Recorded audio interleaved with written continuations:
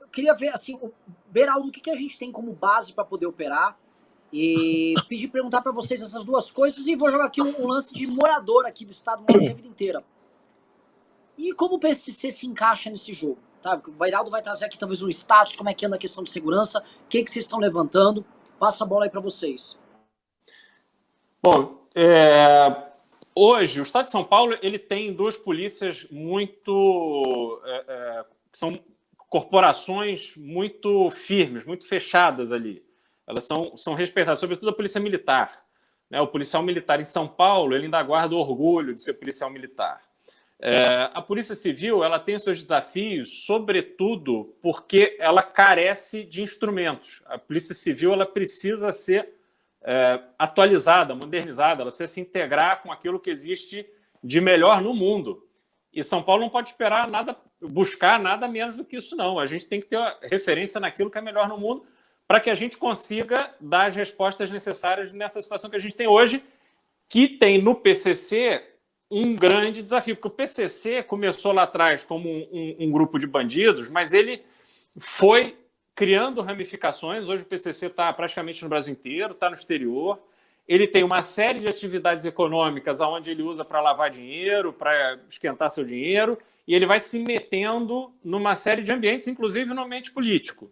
E isso vai fazendo com que ele se proteja e proteja a sua atividade legal. É uma coisa interessante se a gente observar, vários dessas figuras ligadas ao PCC que foram ou presos ou mortos pela polícia, eles não estavam em São Paulo. Porque a polícia em São Paulo, ela de fato ela faz o seu trabalho.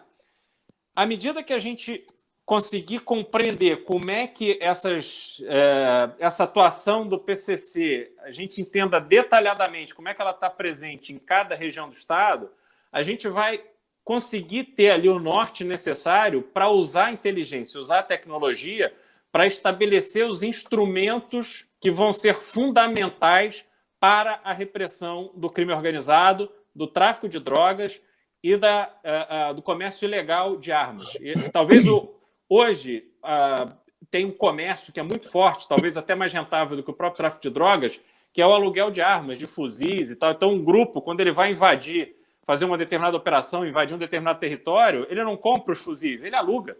E aí tem todo um esquema de importação. Não sei se vocês lembram, no Rio de Janeiro foi pego, há uns 2, 3 anos, uma carga num navio, se não me engano, com um monte de fuzil, assim, Foi no aeroporto. Foi no aeroporto, é isso mesmo. É isso mesmo.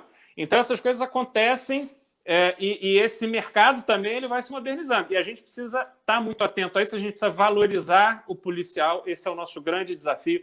O policial de São Paulo, apesar dele ser muito firme com a corporação, mas ele é mal remunerado e não existe, a gente não pode se enganar. Não tem como você sair de casa, deixar tua família, tua mulher, teus filhos, teu pai, tua mãe, ir para a rua, fardado, enfrentar bandido que você não sabe de onde vem, nem que horas vem, e ganhar mal.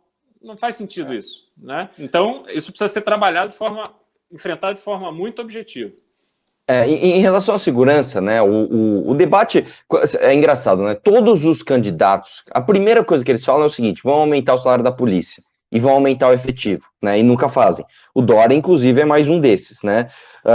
Por que isso não acontece? Porque os caras simplesmente não dizem como é que vão fazer, né? A gente tem que lembrar que as nossas polícias são as maiores do Brasil. Então, um aumento de 1 centavo no policial de São Paulo representa no orçamento algo extremamente mais significativo do que 1 centavo em qualquer outra polícia do Brasil. Como é que se faz para aumentar a remuneração e o efetivo policial aqui em São Paulo? E aí a gente vem naquela tese do Pacto Federativo. A gente não pode deixar que o policial do Acre, meu irmão, o policial do Acre ganhe mais do que o policial de São Paulo. Aí você fala, por quê? Porque o Acre arrecada mais?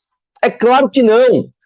Porque o Acre paga o policial do Acre com o dinheiro do policial de São Paulo. Como assim? A nossa arrecadação vai para Brasília e Brasília redistribui isso de uma forma desigual. São Paulo é o estado que mais é prejudicado por isso e joga esse dinheiro em estados deficitários que não fazem a lição de casa, não fazem reforma de previdência, não enxugam ali os salários, os benefícios da elite do funcionalismo público. Isso não ocorre só com policial, ocorre com professor, ocorre com enfermeiro, ocorre com médico, ocorre com todos os servidores que fazem os serviços essenciais, né?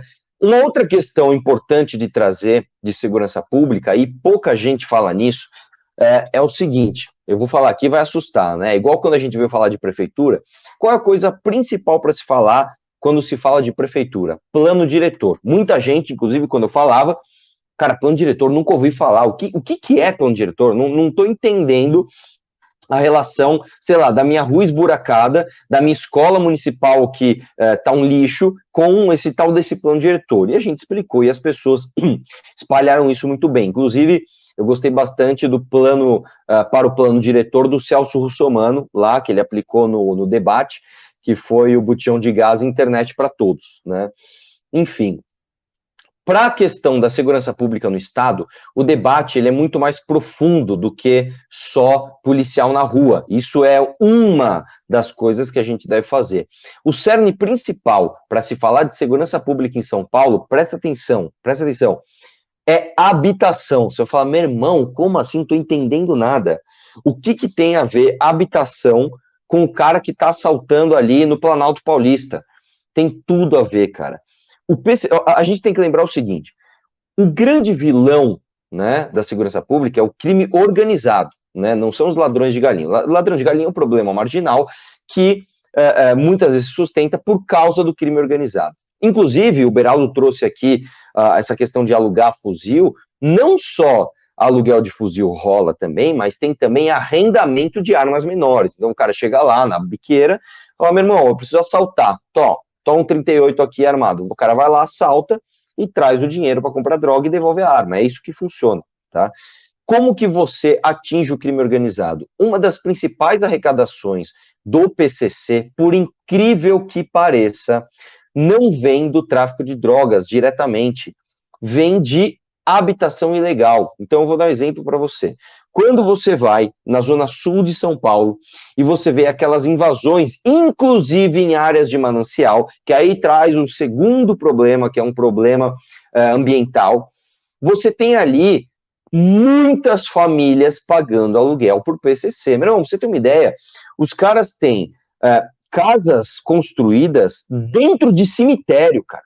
A gente foi, inclusive, na campanha da prefeitura, nós visitamos um cemitério ali na Zona Norte, onde tinham casas de 3 andares com piscina dentro do cemitério, pagando aluguel para o PCC. Então, isso é uma fonte de renda absurdamente robusta. E como é que você soluciona isso, né? E aí a gente parte, olha só como a questão ela vai longe, né? Quando a gente fala de Cracolândia, a gente não fala só de assistência e de repressão, a gente fala de plano diretor, de revitalização do centro. Quando a gente fala de um plano de segurança pública para um estado como São Paulo, você não fala somente de policial na rua e remuneração e aumento de efetivo, não é só isso. Você tem de ter ali uma visão de onde está o foco do fogo. Né, e o fogo do fogo está no crime organizado, que se sustenta a partir, inclusive, de habitações irregulares. Como que você resolve isso? Os planos habitacionais de São Paulo, infelizmente, todos eles, e são vários. São Paulo, assim, cara, se tem um recorde para São Paulo bater, é de número de programa habitacional. Aqui tem de tudo, tem CDHU, tem Minha Casa Minha Vida, tem Singapura, tem muito plano habitacional. E por que eles não vão para frente? Porque eles esbarram em basicamente 2 coisas. Número 1, dependência do orçamento público. Esse é o primeiro erro de todos os planejamentos habitacionais de São Paulo. Todos eles partem necessariamente do investimento do poder público. Isso está errado, tá? Apesar de São Paulo ser o estado mais rico, São Paulo deixa o seu orçamento para Brasília. O que fica em São Paulo é insuficiente. E o que volta de Brasília, volta vinculado para a saúde e educação. Você não tem dinheiro para fazer programa habitacional direito. Esse é o primeiro erro. Segundo erro, esbarra nas burocracias municipais de construção. Então, eu vou dar um exemplo para você de uma visita que a gente fez em Araçariguama, e conversando ali com o prefeito, ele estava fazendo o primeiro plano diretor de Araçariguama. O que ele estava fazendo? Limitando a altura, criando recuo, jogando as pessoas. E aí, numa conversa de 15 minutos com o cara, a gente falou, você prefere levar a infraestrutura lá para a Casa do Chapéu, ou você prefere trazer essas pessoas que estão nas periferias para o centro da tua cidade? Poxa, prefeito, vamos desburocratizar isso? Beleza. Se eu, como deputado estadual, que não tenho o poder de destinar emenda nem nada, consigo trocar o rumo de um plano diretor de uma cidade importante como Araçariguama, você imagina um governo estadual comprometido com essa pauta, um governo que queira, de fato, em vez de ficar aparecendo, ir lá no prefeito, ô prefeito, tudo bem, vem cá, vamos conversar sobre o teu plano diretor, porque o teu plano diretor está travando um plano habitacional do estado que é muito mais robusto. Olha, se você trouxer o seu plano diretor para essa direção mais liberal, trazendo as pessoas para os melhores lugares da cidade, a gente consegue fazer um plano habitacional com participação da iniciativa privada, e nós já temos um modelo, inclusive, para apresentar, tá? Que vai, inclusive, acabar com a criminalidade na tua cidade. Meu irmão, isso sim é governar. Isso sim é o cara trazer um plano robusto e não ser um populista, como, com todo o respeito que eu tenho, um cara que, inclusive, foi muito gente boa comigo na campanha da prefeitura, almoçamos juntos, é um cara bacana, né, para conversar, para ter reunião, para trocar ideia, que é o Márcio França, né, mas sem vir com propósito superficial de ir lá na frente da polícia e fazer uma livezinha, ó, aqui, vamos aumentar o salário do policial. Tá bom, como? Aí o cara vira governador e não aumenta, claro que não, porque não sabe, não é que não sabe, né, sabe que não tinha como fazer, mas prometeu.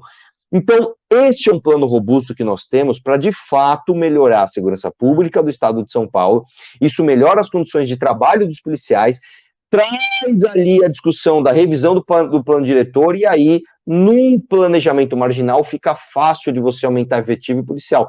Aí sim, você está discutindo seriamente segurança pública em São Paulo, e não só ficar falando de maneira populista, como o Bolsonaro fez, bandido tem que se fuder, acabou, porra, ou como a esquerda faz, não, bandido para de discutir o bandido, irmão, para de discutir o bandido, discute a solução que vai acabar com o crime organizado.